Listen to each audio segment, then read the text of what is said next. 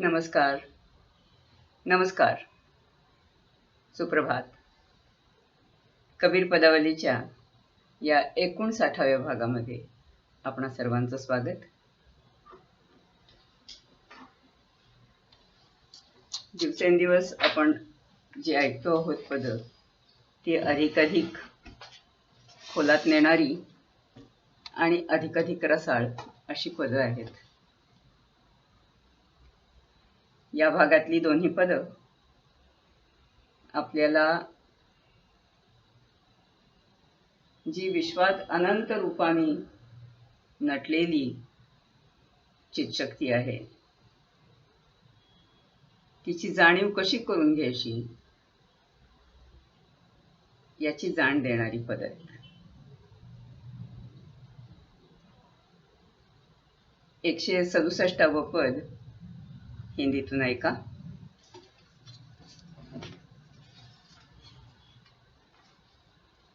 राजा राम कवन रंगे जैसे परिमल पुहुप संगे, पंचतत्ले कीन बंधाने 84 लश जीव समाने, बेगर बेगर राखिले भाव तामे कीन आपको ठाव, जैसे पावक भंजन का बसेस घट उन्मान किया परवेश, कह्या चाहूं कछु कह्या न जाई, जल जीव भय जल नहीं बिसराई, सकल आत्मा बरते जे छल बल को सब चीन्हि बसे, चीन्हियत ता चीन्हि लेसे, तिहि चिन्हियत धूका कर ले, आपा पर सब एक समान, तब हम पाया पद निर्वाण, कहे कबीर मनि भया संतोष, मिले भगवंत गया दुख दोष.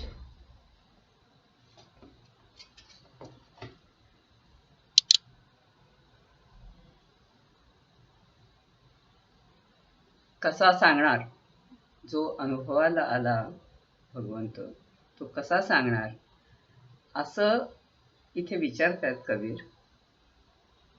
आणि तरीही तो जो अनुभवाचा आल्हाद आहे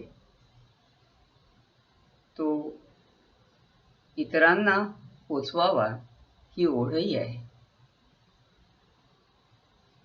त्यामुळे अनेक तऱ्हेने ते उदाहरणं देत आपल्याला कसा परिचय करून घ्यावा चिरतत्वाचा ते सांगतात. बघा पद 167 मराठीतून. रंगात कोणत्या रामराय तो रंगे, परिमळच जसा की असतो पुष्पा संगे, पाचा तत्वाचीच बांधणी, निर्मिली या तरी 84 योनी, विविध विविध जरी असती भाव, सर्वांतरी हो त्याचा ठाव, घटाघटाला आवाद आहे, तसाच तो सर्वांतरी आहे, सांगावा तो कसा विवेक, सगळ्या देहांतरी जळ एक,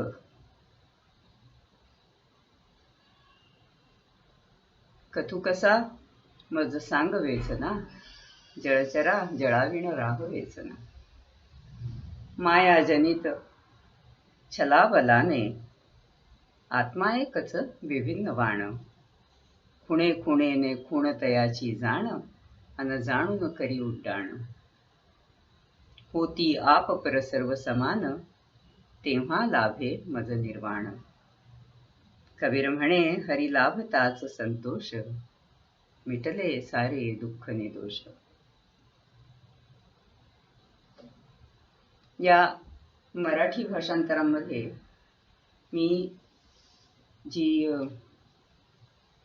5वी ओळ आहे ती 2 तऱ्हेने भाषांतरित केली आहे, कारण ते दोन्ही अर्थ कबीरांच्या त्या मूळ ओळीमध्ये मला जाणवले आणि ते एका ठिकाणी आणता येणं जरा कठीण झालं, म्हणून 2 वेगळ्या वेगळ्या ओळी त्या आहेत.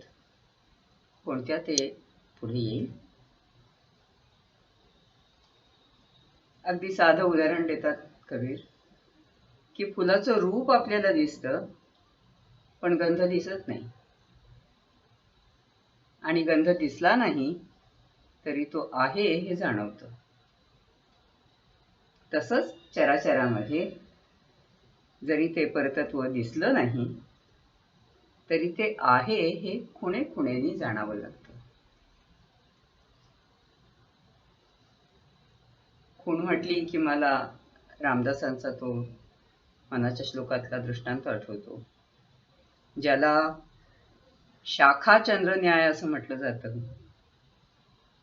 द्वितीयेस संकेत जो दाविजेतो, तया सांडुनी चंद्रमा भावी जेतो. म्हणजे द्वितीयेची अगदी पुसट असते चंद्राची खोर, ती एखाद्याला दाखवायची असली तर त्या झाडाच्या त्या फांदीच्या पलीकडे नजर लाव म्हणजे दिसेल. असं सांगितलं जातं की झाड किंवा ती फांदी हे ढोबळ असतं पण त्याच्या पलीकडे बघ असं सांगितलं जातं त्या चंद्राच्या दर्शनासाठी. तसं खूण लक्षात घे परमेश्वराच्या अस्तित्वाची, असं कबीर इथे सांगतात. ते म्हणतात की जरी वेगळे वेगळे घडे असले तरी प्रत्येक घड्याला तापवणारा अग्नीच असतो.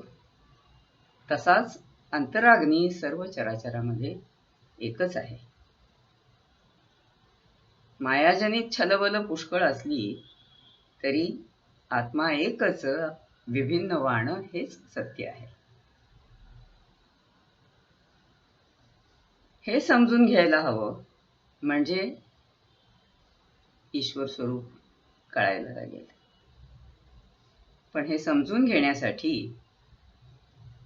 आप पर समान व्हावे लागतात.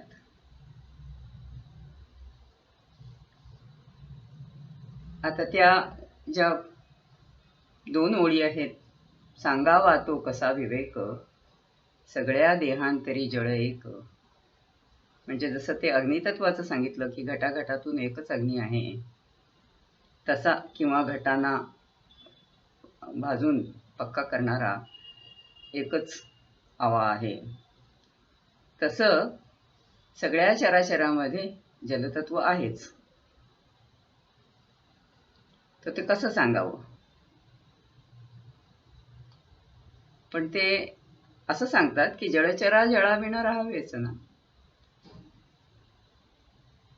जर ते नसेल तर ते अस्तित्व उरणार नाही. सूक्ष्मातिसूक्ष्म तऱ्हेने का होईना पण पाचवी पंचमहाभूत ही असतातच पृथ्वीच्या प्रत्येक अणुरेणूमध्ये. हे समजून घ्यायला हवं. पण समजून घ्यायचं तर ते काही वेगळं काढून हातावरती ठेवता येत नाही.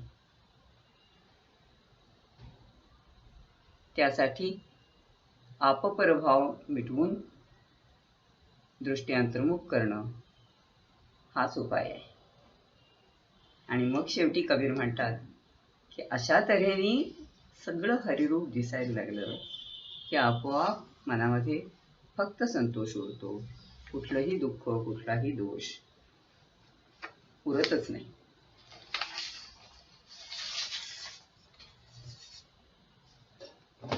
याच्या पुढचं पद फार गोड पद आहे.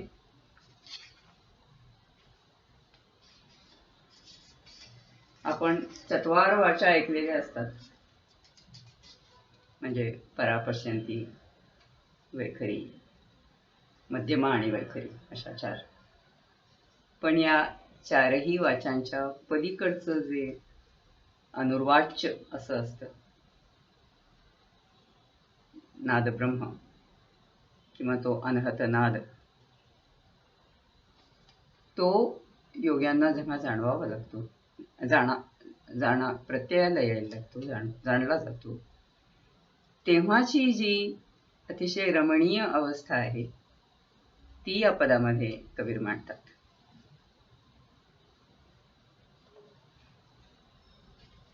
ऐका पद 168.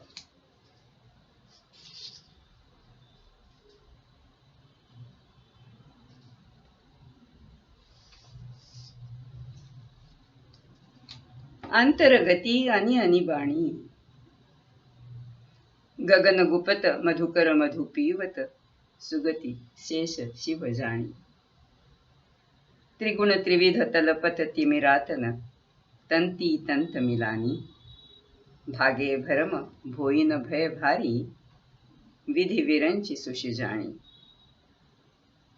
वरन पवन अवरन विधि पावक अनल अमर मरे पाणी रवि ससी सुभग रहे भरी घट सबही सबद सुनी थिति माही संकट सकति सकल सुख खोए उदधि मथित सब हारे कहे कबीर अगम पूर पाटन प्रकटी पुरातन जारे.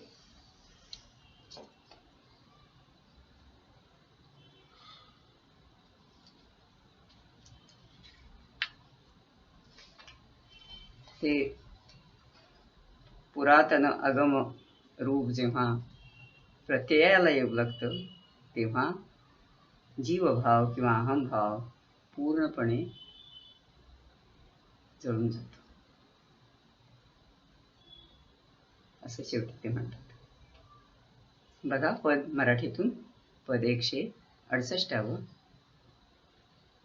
अंतरात उठती अन्यान्य वाणी अंतरात उठती अन्यान्य वाणी मधुगुपित गगनीचे मधुकर चाखे सुगती शेष शिव जाणी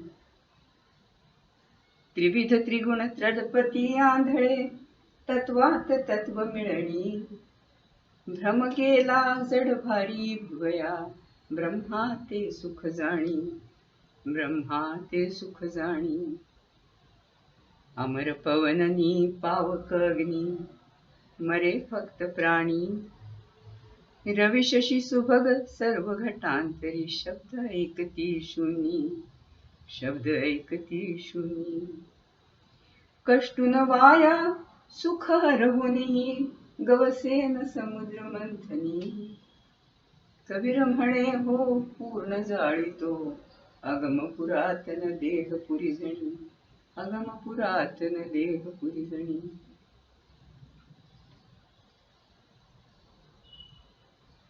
कितीक योनींमध्ये जीव भटकतो विविध देह धारण करतो म्हणून ती पुरातन देहपुरी. परंतु पूर्णाचा बोध झाला की ही देहपुरी क्षणात भस्मसात होते. नुसते कायेला कष्ट दिले स्वतःचा छळ केला म्हणजे योग साधतो किंवा देव भेटतो हा अगदी भोळा भ्रम आहे. इथे अगदी स्वच्छ सांगतायत कबीर की कष्टु न वाया सुख हरवूनही गवसेन समुद्र मंथनी. कितीही आपण त्यासाठी उहापोह केले तत्वांचे विचार मंथन केले तरी जोवर जीवभाव संपला नाही तोवर ते कष्ट सगळे वाया जातात. देहसुखाचा किंवा देहजनित सुखाचा नुसता त्याग करून भागत नाही. त्याच्या पलीकडे ती तत्वात तत्व मिळणी होणं गरजेचं आहे. मग अंतरात उठती अन्य अन्य वाणी असा गोड अनुभव योग्यांना येतो. मागच्या एका मला वाटतं मागच्याच भागामध्ये आपण बघितलं ना की ते हृदय कमळ बारापाकळ्यांचं तिथे चित्तभ्रमर गुंगतो आत्मबोधात रममाण होतो. ते मी ज्ञानेश्वरांची पण आपल्याला आठवण करून दिली. ऋणझणू ऋणझणू रे भ्रमरा. तसंच हे इथेही म्हणतात कबीर, मधु गोपित गगनीचे मधुकर चाखे. आणि ती सुगती शेषशिव यांनीच जाणली. त्यांना अशा योग्यांनाच ती पूर्णपणाने अनुभवाला. मागे बोलताना शेष शब्दाचा अर्थ आपण उकलला होता की सर्व लयाला गेलं की जे निखळ अस्तित्व उरतं ते शेष. शेषशाही आत्मबोध शेषशाही आहे. मग ते फार सुरेख वर्णन आहे की भ्रम गेला जड भारी विवया, ब्रह्मा ते सुख जाणी.